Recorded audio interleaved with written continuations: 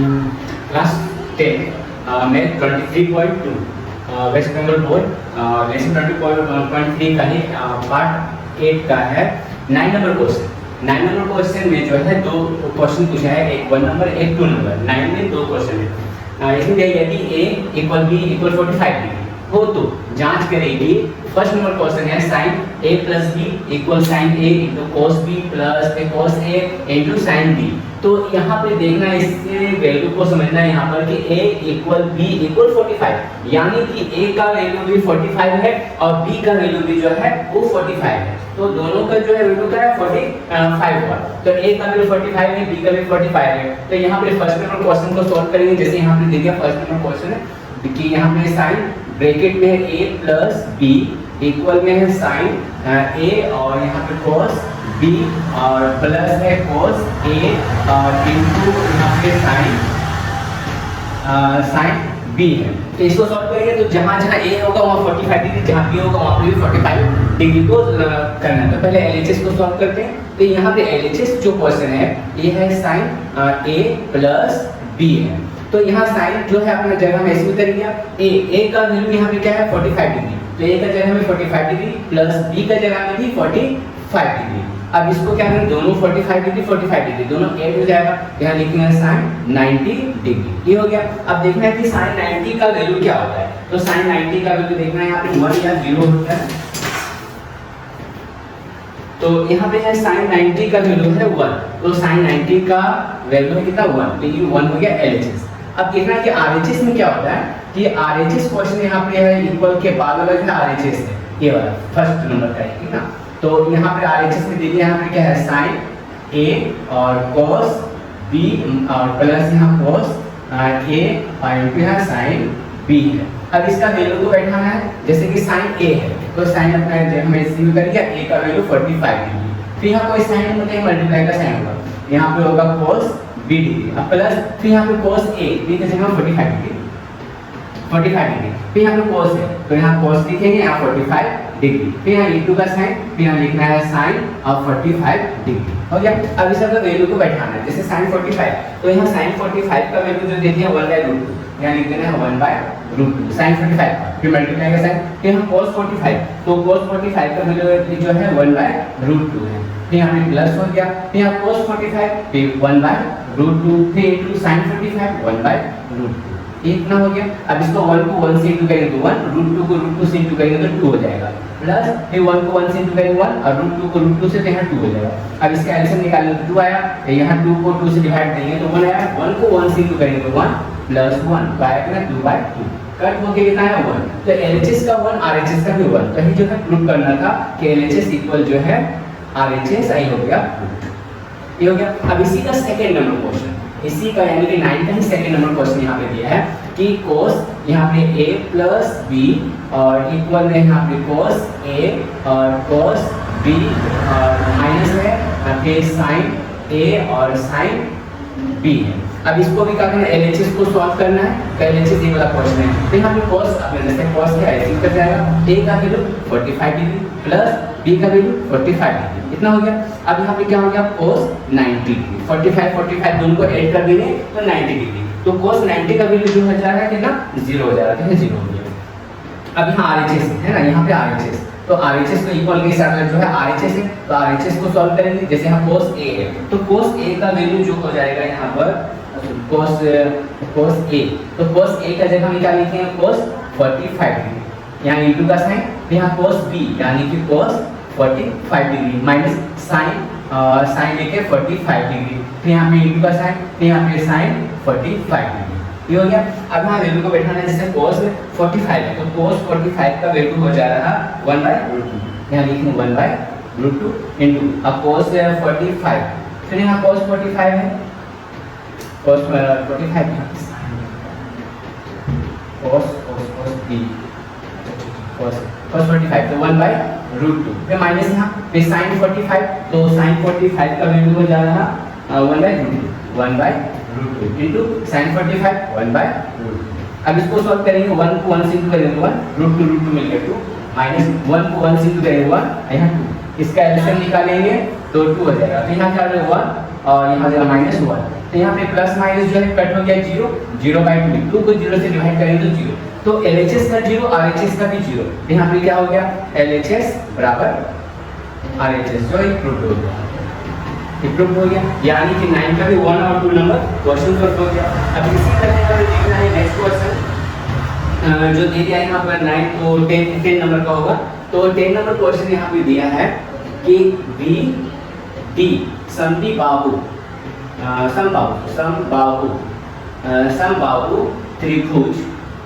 समबाहु त्रिभुज ABC की एक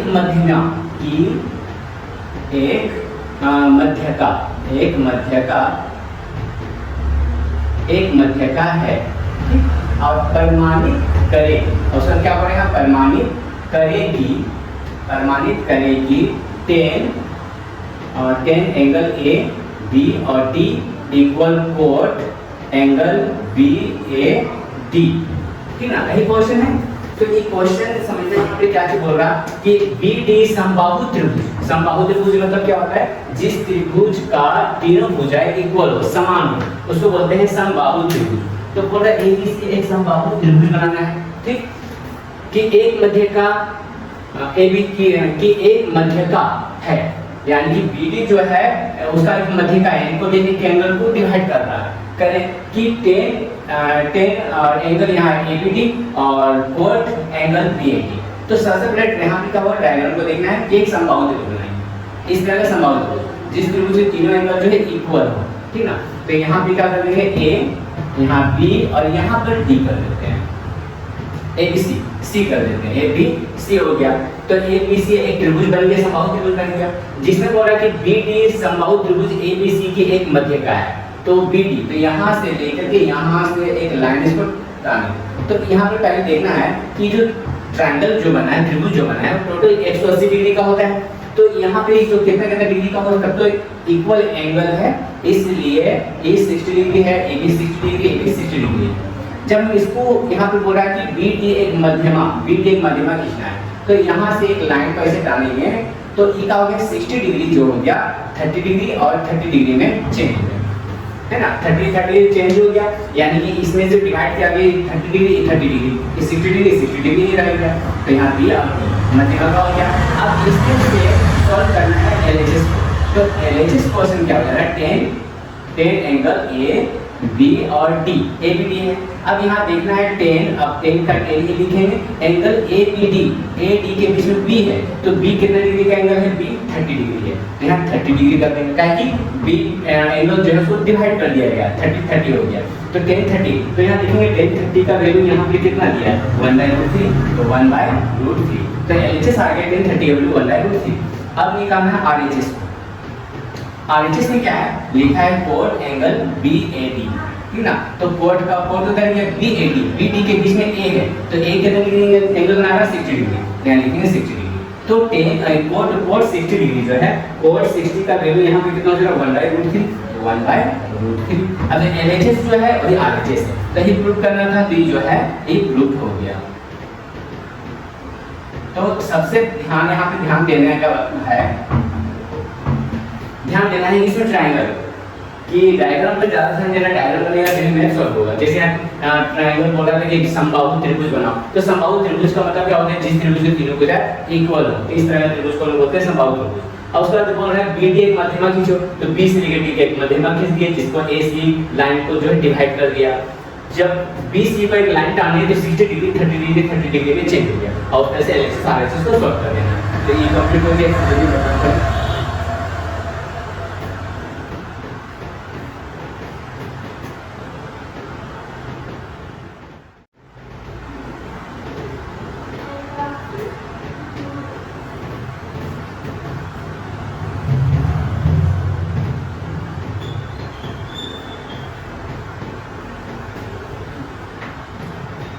नेक्स्ट क्वेश्चन है 10 का 2 नंबर।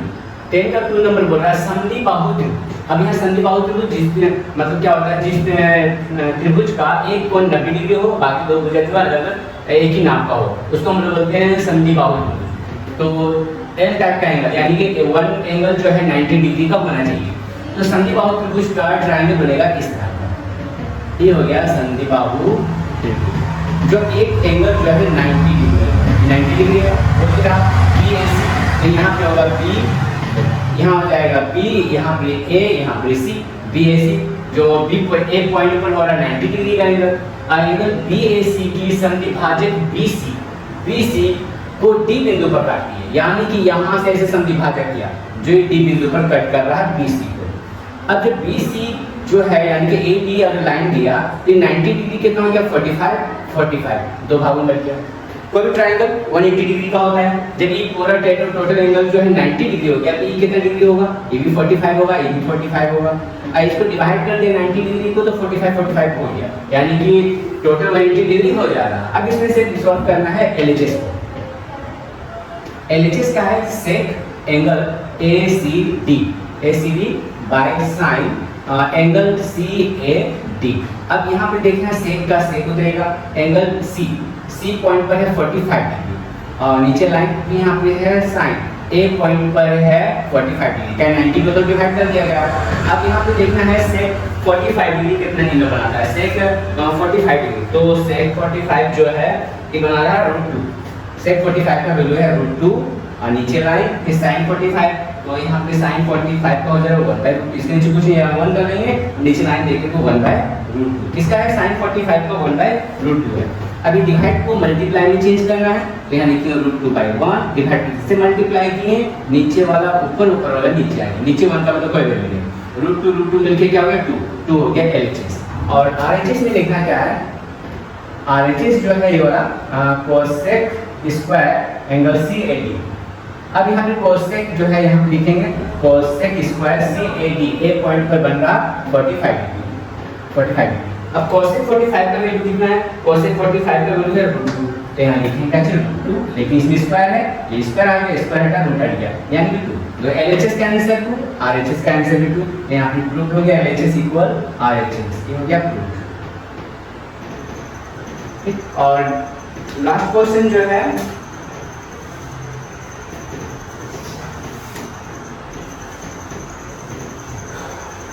लास्ट क्वेश्चन 11 नंबर है लास्ट, जो यहाँ दे रहा है थीटा इक्वल टू थीटा और यहाँ हो गया 0 डिग्री और यहाँ पर थीटा और यहाँ पर 90 डिग्री ब्रैकेट के किस मान के लिए 2 cos square theta minus 3 cos theta plus 1 बराबर 0। ठीक है, तो यहाँ पे जो फर्स्ट में जो दे दिया है 0 डिग्री अल्फा बीटा से दे दिया, इसका मतलब कुछ नहीं, डायरेक्ट जो है क्वेश्चन को सॉल्व करना है। जैसे कि यहाँ पे दिया हुआ है ये वाला क्वेश्चन, इसको लिखना है 2 cos square theta minus 3 cos theta plus 1। अब यहाँ के दोनों में cos है, तो सिंपल है, इसको मान लेते हैं कि cos थीटा को माना x मान लेते हैं, जहाँ तक cos माना x मान लेते हैं।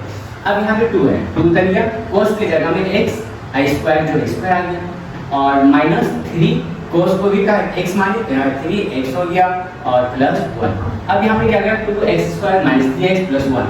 अब फर्स्ट भी नंबर लास्ट भी नंबर दोनों को मल्टीप्लाई करेंगे, यानी कि मिडिल फैक्टर जा रहा है, 2 को 1 से करेंगे तो 2 का एलसीएम निकालेंगे, प्लस करके 3 लाना है, ये साइन को देखना है, ये साइन में प्लस है तो प्लस करके लाना है, माइनस है तो माइनस करके लाना है, तो यहाँ प्लस है तो प्लस करके 3 लाना है, तो 2 प्लस 1, तो यहाँ पर 2x स्क्वायर माइनस यहाँ पे हो जाएगा 2 प्लस 1, ऐड करें 3 आ जाएगा इंटू x प्लस 1।